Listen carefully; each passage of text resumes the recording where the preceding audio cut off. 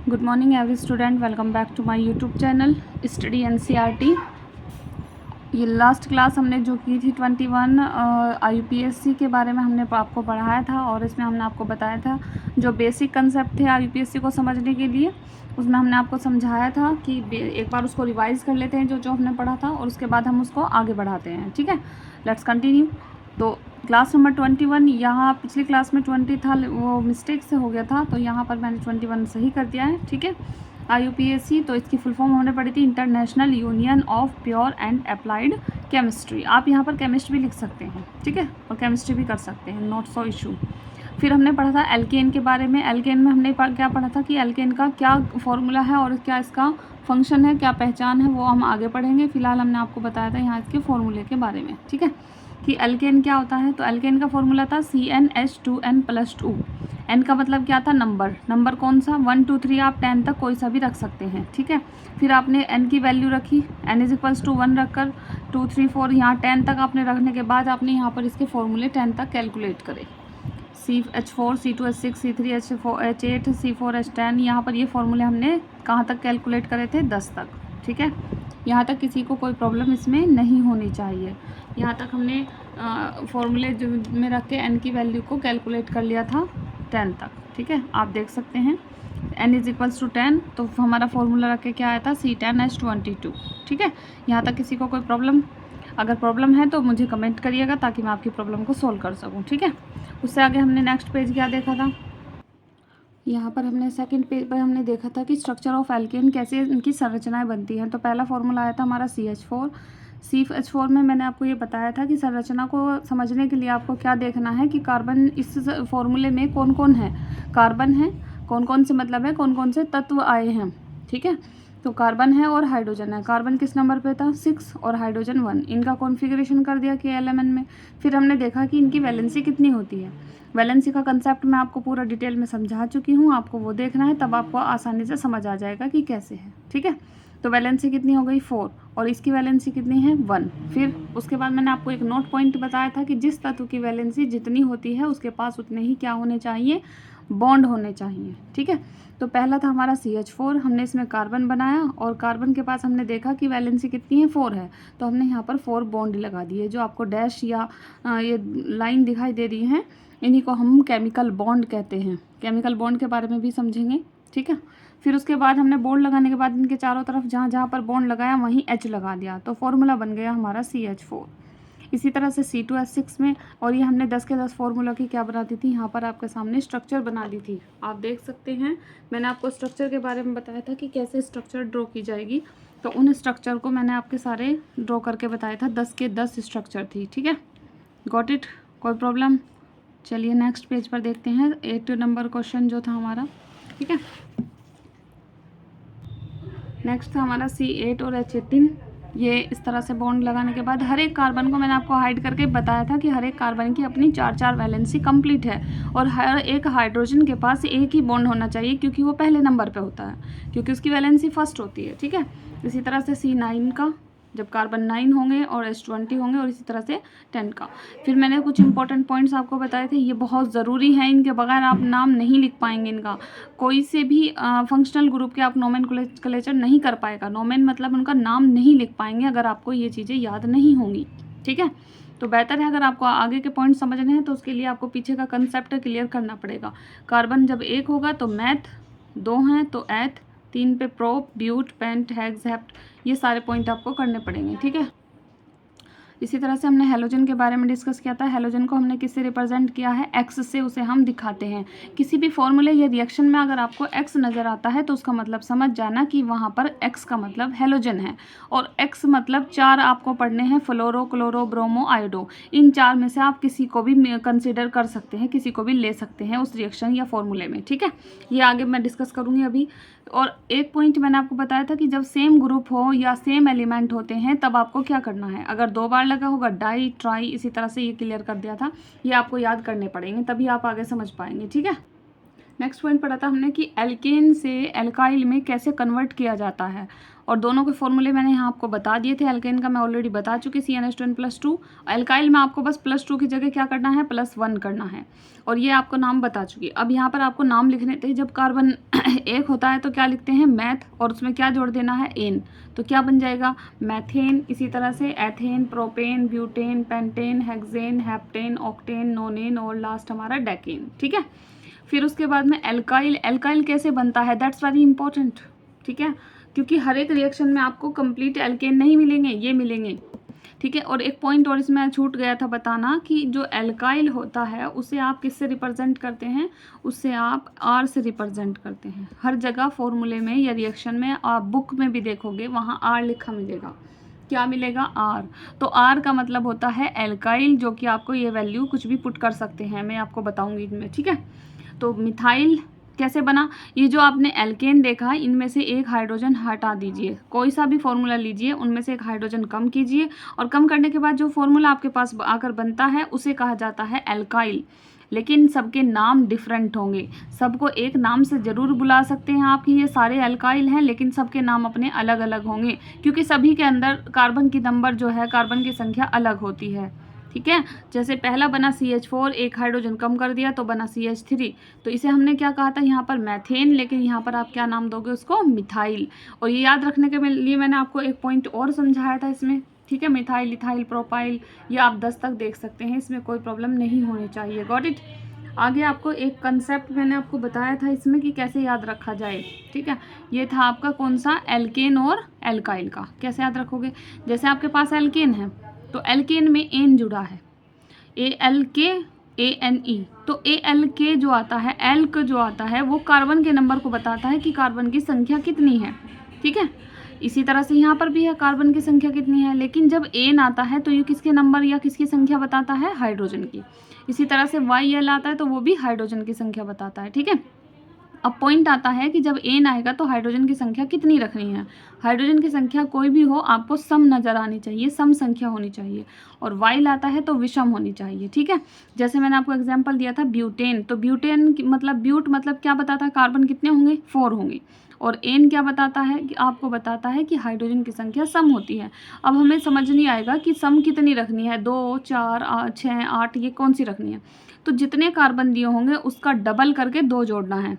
क्या समझ आया, जितने नंबर ऑफ कार्बन होंगे उनका डबल करो और 2 जोड़ दो, तो कार्बन कितने हो गए, ब्यूट से मतलब कितना पता चलेगा आपको, 4।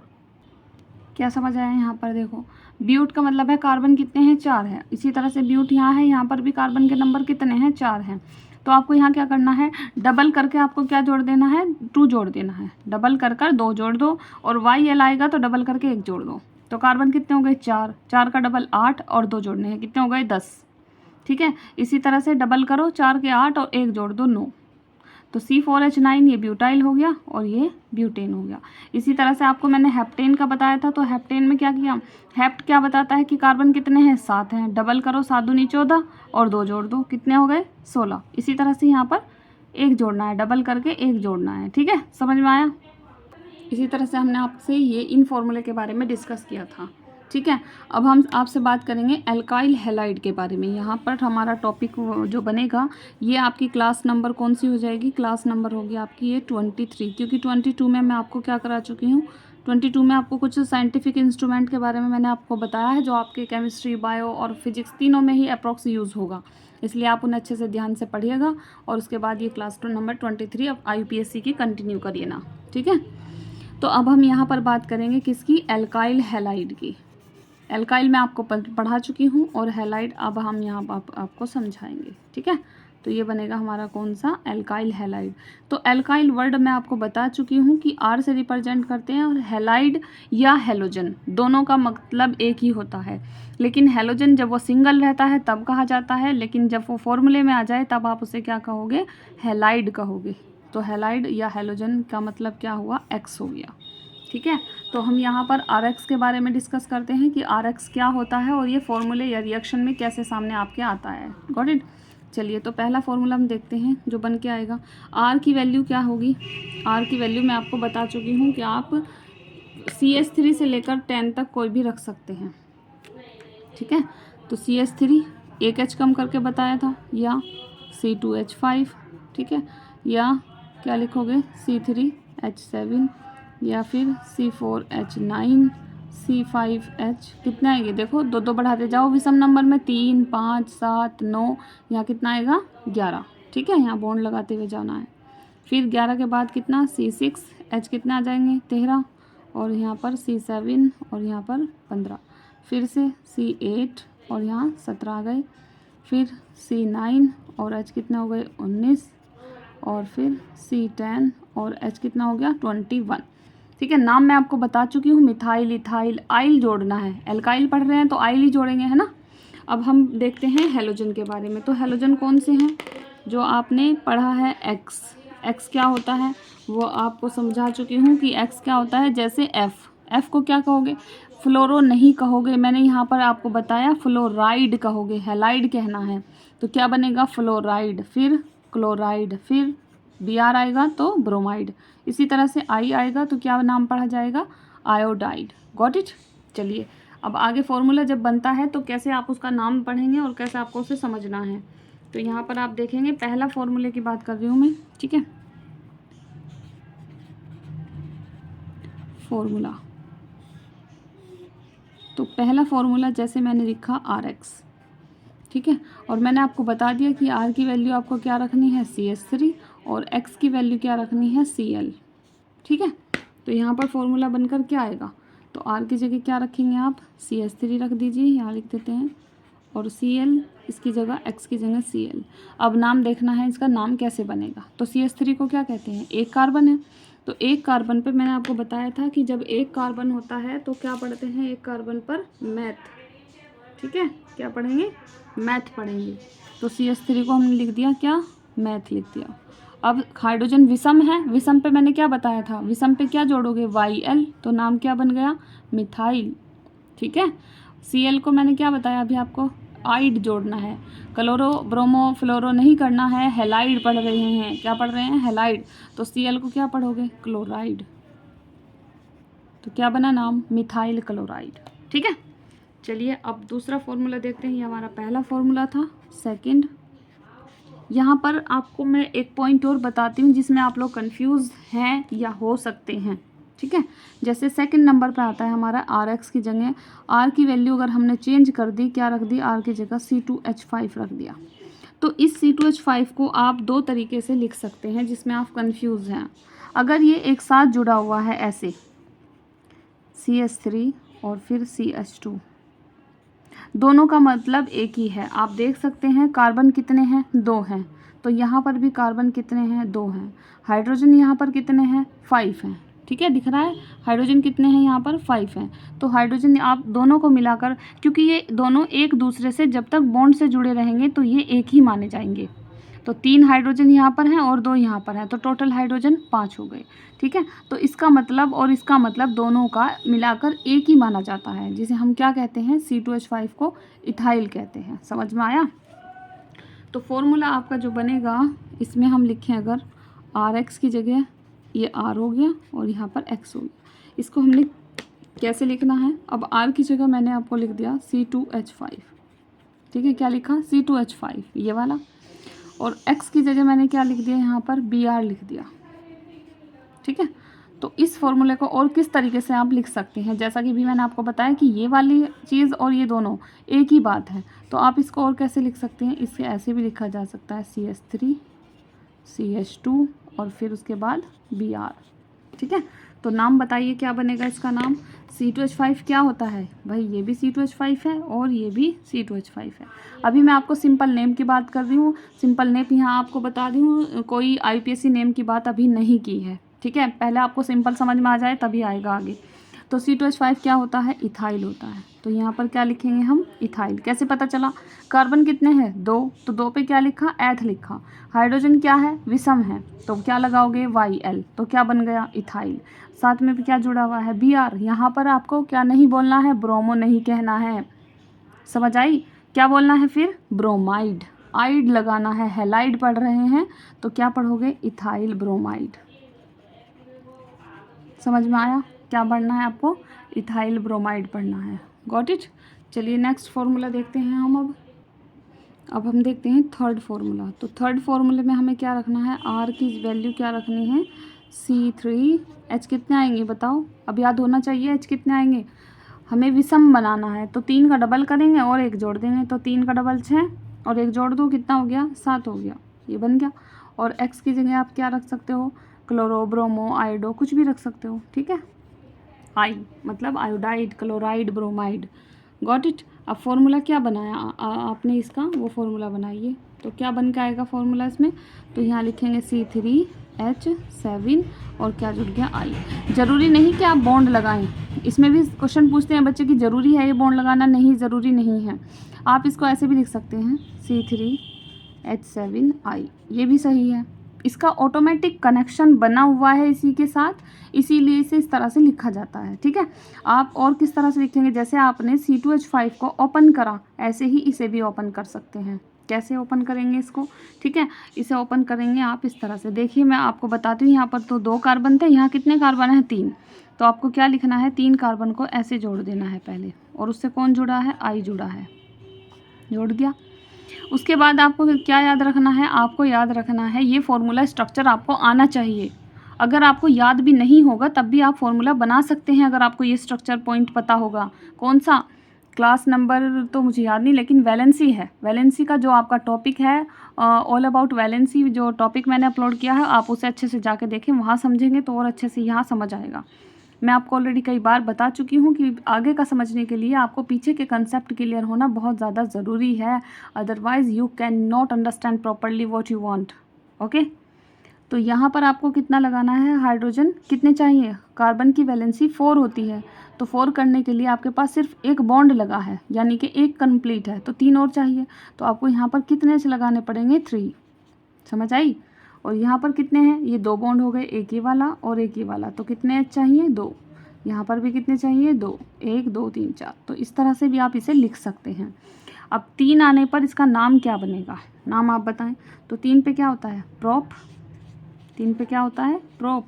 और आपको पता है हाइड्रोजन की संख्या क्या है, विषम है, तो क्या जोड़ोगे, YL, और साथ में क्या लगा हुआ है, I, तो I लगा है तो क्या लिखेंगे आप, आयोडाइड, गॉट इट। ये इसका नाम हो गया, समझ में आया। चलिए नेक्स्ट देखते हैं। अब फॉर्मूला नंबर 4 पे क्या रखेंगे, चलिए बताओ।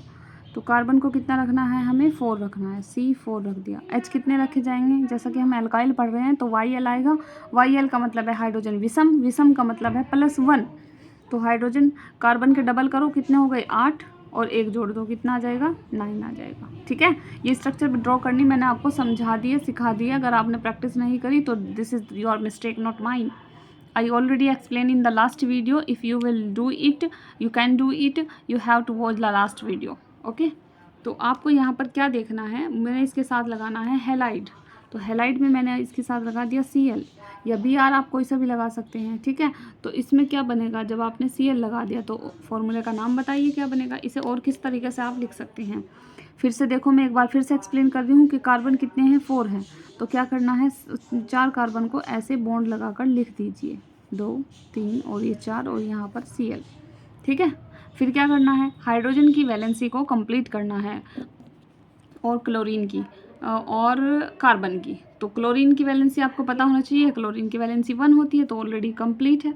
कैसे पता चला 1 होती है, ये मैं आपको लास्ट क्लास में फिर से समझा रही हूँ, बता चुकी हूँ, 2 8 7, तो आपने क्या किया, 8 - 7 दैट इज़ 1, ठीक है। तो कितना बचा, 1 बचा, तो क्लोरीन की वैलेंसी कितनी हो गई, 1 हो गई, तो 1 मतलब एक ही बॉन्ड होना चाहिए, तो बॉन्ड एक है क्लोरीन के पास। अब देखना है कार्बन की, कार्बन की वैलेंसी कितनी होती है, यू नो वेल कि कार्बन जो होता है वो 6 नंबर पे है, 2 और 4, तो वैलेंसी कितनी हो गई, 4 हो गई। तो आपको कितने बॉन्ड रखने हैं, 4 बॉन्ड रखने हैं। बॉन्ड का मतलब है हाइड्रोजन उतने ही जुड़ेंगे उससे, क्योंकि यहाँ पर आपको हाइड्रोजन अटैच करने हैं, ठीक है। अगर आपको इसे फिर से समझना है तो देखिए, यहाँ पर कितने बॉन्ड चाहिए इसको, 3, तो लगाइए 1 2 3 लग गए। यहाँ पर कितने चाहिए, 2, क्योंकि 2 बॉन्ड ऑलरेडी हैं, 1 और 1 2। यहाँ पर फिर से देखो, यहाँ कितने बॉन्ड चाहिए, 2 चाहिए, 1 2 3 4, यहाँ कितने चाहिए, 1 2 3 और ये 4, ठीक है। आगे समझ। अब आपको क्या करना है, हाइड्रोजन लगाने, लगा दीजिए यहाँ पर हाइड्रोजन। ये मैं आपको पहले समझा चुकी हूँ, इस फॉर्मूले में फिर से समझा रही हूँ, ठीक है। तो यहाँ पर आपने क्या लिख दिया, H लिख दिया ये। अब आप इसको कंबाइंड करिए, कंबाइंड मतलब इसको जोड़ कर लिखना है, और जब आप इसे जोड़ कर लिखेंगे तो क्या बनेगा, ज़रा इस पर नज़र डालो। ये कितने हैं, C है और कार्बन है, और कार्बन से कितने हाइड्रोजन जुड़े हैं, 3 जुड़े हैं, तो इसे लिख दीजिए ऐसे, लिखा गया। आगे ये वाला बॉन्ड है, इसे बॉन्ड लगाइए, फिर इस कार्बन को लिखिए और इससे कितने हाइड्रोजन जुड़े हैं वो लिख दीजिए CH2, ठीक है। फिर आगे एक बॉन्ड लगाइए, फिर C से कितने हैं, 2 हाइड्रोजन, एक ये और एक ये, 2 हाइड्रोजन ऐसे लिखिए, फिर बॉन्ड लगा है, ठीक है। फिर कितना है, कार्बन, कार्बन से फिर कितने हाइड्रोजन है, 2 है, और उसके बाद कौन है, Cl है। तो इसे आप इस तरह भी लिख सकते हैं। ये मैंने ओपन स्ट्रक्चर इसकी आपको बताई है ताकि आपको खुद समझ आ जाए कि किस कार्बन के साथ कितने और क्यों उतने ही हाइड्रोजन लगाने हैं। आई एम रिपीटिंग दैट कि किस फॉर्मूले में किस हाइड्रोजन को किस कार्बन के साथ और कितने संख्या में लगाने हैं। यहाँ पर 3 क्यों हैं, यहाँ 2 क्यों हैं, इन सब में 2 आए हैं, यहाँ 3 आए हैं। अब आपको ये समझ में आ जाना चाहिए कि कार्बन की 4 वैलेंसी पूरी करने के लिए जितने की ज़रूरत होती है उतने ही हमें हाइड्रोजन लगाने हैं, ठीक है, ना उससे ज़्यादा और ना ही उससे कम। अगर आपने यहाँ पर 4 कर दिए तो फॉर्मूला पूरा ही गलत हो जाएगा। That's why you have to be focus, okay. इसलिए ही आपको ये अच्छे से समझने की कोशिश करनी है, और कोशिश करनी है, करना भी है। यू कैन डू इट, ठीक है। Start once more. तो देखिए फॉर्मूला बन गया आपका यहाँ पर ये। अब इसका नाम लिखिए। कार्बन कितने हो गए, 4 हो गए, 1 2 3 4, और 4 कार्बन पर क्या होता है, यहाँ पर लिख देते हैं इसका नाम। 4 पर क्या होता है, ब्यूट। हाइड्रोजन कौन से हैं, सम है विषम है, विषम, तो यहाँ पर क्या जोड़ोगे, YL, और साथ में हमने क्या लिया है, Cl, तो क्या बनेगा, क्लोराइड। तो नाम क्या बन गया यहाँ पर, ब्यूटाइल क्लोराइड। Got it. ये मैंने लिखा यहाँ पर इसका नाम ब्यूटाइल क्लोराइड। समझ में आ गया। अब मैं 5 नंबर का जो स्ट्रक्चर बनाऊंगी वो आपको इतना डिटेल नहीं बताऊंगी, आप खुद ड्रॉ करेंगे, ठीक है। तो स्ट्रक्चर नंबर 5, तो कार्बन कितने रखने हैं, 5 रखने हैं। हाइड्रोजन को विषम रखना है, 5 का डबल और 1 जोड़ना है, तो 5 का डबल कितना हो गया, 10, 10 का 1 जोड़ दिया, कितना बन गया, 11। और यहाँ पर क्या कर दो, Br लगा दो, कुछ भी लगा दो, चारों में से कुछ भी लगा सकते हो। अब आप इसे डायरेक्ट लिख के दिखाएंगे कैसे बनेगा। कार्बन कितने हैं, 5 हैं, तो मैंने यहाँ लिखा 1 2 3 4, ये 5, और यहाँ पर इसे जोड़ दिया Br, ठीक है। अब आप बताएंगे यहाँ पर हाइड्रोजन कितने चाहिए। तो एक बॉन्ड है, कितने चाहिए, 4 करने हैं, 1 है, 3 चाहिए, तो आप यहाँ क्या लिख सकते हो, 3 हाइड्रोजन। यहाँ पर कितने बॉन्ड हो गए, 2, तो 2 और चाहिए, तो यहाँ क्या लिखोगे, 2। फिर से यहाँ पर स्ट्रक्चर 2 हैं, तो यहाँ क्या लिखेंगे आप, 2। फिर इधर 2 हैं, तो यहाँ पर भी 2 आएंगे, यहाँ भी 2 आएंगे। आ गया समझ में। तो क्या बनेगा, इसका नाम बन जाएगा, कितने कार्बन हो गए, 5, 5 पे क्या आएगा, पेंट, क्या जुड़ेगा, YL, और Br आया है तो क्या बनेगा, bromide, that is pentyl bromide. अब ये जब फॉर्मूले आपको रिएक्शन में या चैप्टर में कहीं पर दिखाई देंगे तो you have no be focused, you have not be confused, ठीक है। आपको उस पर ध्यान देना है कि कहाँ गलती हुई है और क्या छूटा है समझने से। तो 6 पॉइंट पर देखना है। C कितने हो गए, 6 हो गए। H कितने आएंगे, 6 के डबल करो 12, और कितना करना है, 1 जोड़ना है, ठीक है। तो यहाँ पर हम जोड़ देते हैं I। अब स्ट्रक्चर बनाइए, नेक्स्ट कितने होगी, ठीक है। कार्बन कितना रखना है, 6, 1 2 3 4 5 6, और यहाँ पर I है। अब आपको समझ में आ गया हाइड्रोजन कैसे जोड़ने हैं। यहाँ पर हाइड्रोजन कितने आएंगे, 3, यहाँ पर 2, फिर 2, फिर से 2।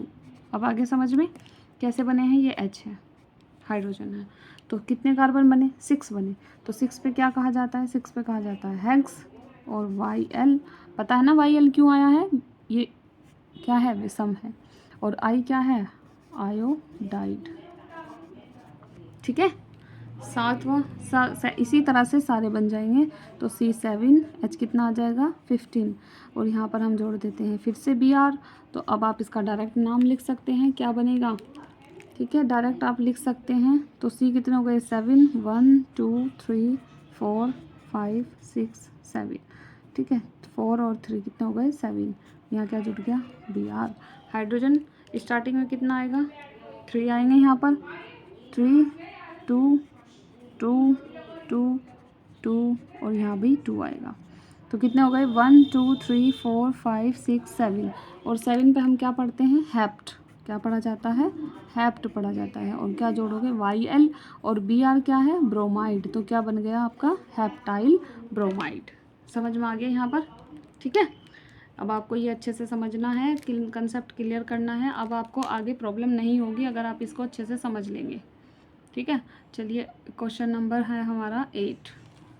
तो 8 पर क्या आएगा, C8 और H कितना आ जाएगा 17। यहाँ पर हम फिर से Cl लगा देते हैं और नाम क्या बनेगा। अब आप इसको डायरेक्ट कह सकते हैं, 8 पे बना है तो क्या पढ़ोगे, ऑक्ट, फिर क्या लगाओगे YL, ऑक्टाइल, और Cl पे क्या आ जाएगा, क्लोराइड। अब तो खोल दोगे इसे, कैसे ओपन होगी पूरी स्ट्रक्चर को, ठीक है। 9 नंबर पे कौन आएगा, C9 और H कितने रहेंगे, यहाँ 17 है तो यहाँ 19, इसको मैं Br लगा दूँ। फिर 10 पे कौन आएगा, C10, H21 और यहाँ पर लगा देते हैं हम फिर से Br।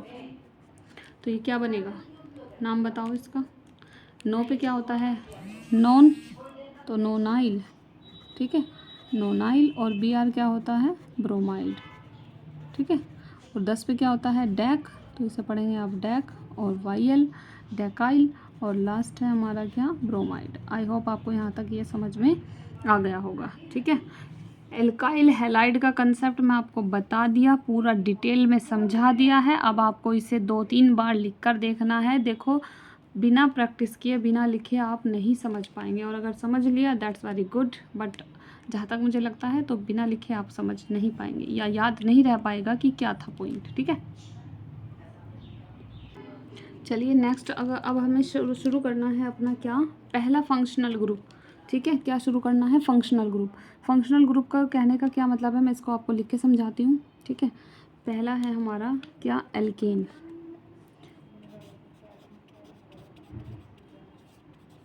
इंग्लिश में कहते हैं फंक्शनल ग्रुप, और हिंदी में कहा जाता है क्रियात्मक समूह। तो इसका मतलब क्या होता है, क्रियात्मक समूह का, क्रियात्मक समूह यानी कि जो क्रिया करता है, और समूह मतलब जिससे आपको पहचान हो उस ग्रुप की, ठीक है। तो उसे कहा जाता है इंग्लिश में फंक्शनल ग्रुप या क्रियात्मक समूह, जो जिसे आप पहचानते हो। तो हमें ये अप्रोक्स 16 पढ़ने हैं, लेकिन मिनिमम आपको 13 तो याद होने ही चाहिए, ये समझ में आना चाहिए, ठीक है। तो फंक्शनल ग्रुप हमें पढ़ने हैं, तो उसके लिए हमें क्या करना है, पहले हम पढ़ते हैं। सबसे पहला जो आता है हमारा एल्केन, कौन सा आता है, एल्केन, जो उसका आधा पॉइंट मैं आपको समझा चुकी हूँ, ठीक है। तो यहाँ पर इसके हमें रूल पढ़ने हैं थोड़े से। इसका फॉर्मूला क्या था वो मैंने आपको बता दिया था। फॉर्मूला क्या है, फॉर्मूला है आपका CN क्या है फॉर्मूला, CnH2n+2, ये आपका एल्केन का फॉर्मूला है। ये मैंने आपको पिछली क्लास में पीछे भी समझा दिया था, ठीक है। फिर आपको इसका जो रूल है इसके IUPAC नाम लिखने के वो समझने हैं। तो रूल नंबर फर्स्ट, सबसे पहले इसकी पहचान क्या होती है, सबसे पहले क्या लिखोगे, पहचान क्या है, पहचान को कहते हैं आइडेंटिफाई, ठीक है। आइडेंटिटी भी कह सकते हैं आप इसकी, आइडेंटिटी जैसे हमारा ID कार्ड होता है, तो पहचान जो होती है वो क्या है, इसकी पहचान होती है सिंगल बॉन्ड। क्या होती है, सिंगल बॉन्ड इसकी पहचान है। सिंगल बॉन्ड कैसे लगता है, जो अभी तक हम लगाते आ रहे हैं इस तरह से, ठीक है, ये इसकी पहचान है। दूसरा पॉइंट, पहचान के बाद इसका सफिक्स क्या होता है, सफिक्स का मतलब क्या है, आपको लास्ट में इसके नाम में क्या जोड़ना है, ठीक है। एल्केन के नाम में क्या जोड़ना है, एल्केन के IUPAC नाम लिखने में लास्ट में एन जोड़ना है, क्या जोड़ना है, ठीक है, दैट्स वेरी इंपॉर्टेंट। क्या जोड़ोगे आप, एन जोड़ोगे, ये मैंने यहाँ पर ब्रैकेट कर दिया, ठीक है। क्या जोड़ना है, एन जोड़ना है, ठीक है। यहाँ पर आप क्या जोड़ोगे, एन जोड़ना है, याद रहेगा यहाँ पर आपको ये, ठीक है। ये 2 पॉइंट आपको बहुत ज़रूरी है ध्यान रखने, आगे के पॉइंट मैं आपको नेक्स्ट क्लास में बताऊंगी, क्योंकि हमें शुरुआत यहीं से करनी है। That's very important. And the first functional group alkane, पहचान क्या है ये याद रखिएगा, सिंगल बॉन्ड है, और या इंग्लिश में आइडेंटिटी कहते हैं। सफिक्स क्या होता है, एल्केन का एन होता है। तो अगर आपसे पूछा जाए कि एल्केन का सफिक्स क्या है, तो क्या बताएंगे आप, एल्केन का सफिक्स क्या होता है, एन होता है। क्या होता है, ANE, हिंदी में भी आवाज़ इसमें ऐसी ही आएगी एन, लेकिन आपको ऐसा नहीं लिखना, इंग्लिश पे ध्यान देना है। IUPAC नेम हमेशा आप इंग्लिश में लिखेंगे तो आप बिल्कुल एग्जैक्ट सही लिख पाएंगे। हिंदी में थोड़ी मिस्टेक हो जाती है जिसकी वजह से आपके मार्क्स भी कट सकते हैं। और आप हिंदी में लिखने में उसमें मात्रा अगर गलत हो गई तो फिर क्वेश्चन का नेम ही तो चेक होगा, उसी पे तो मार्क्स मिलेंगे, वही गलत होगा तो मार्क्स नहीं मिलेंगे। ठीक है, thank you so much, see you in the next class.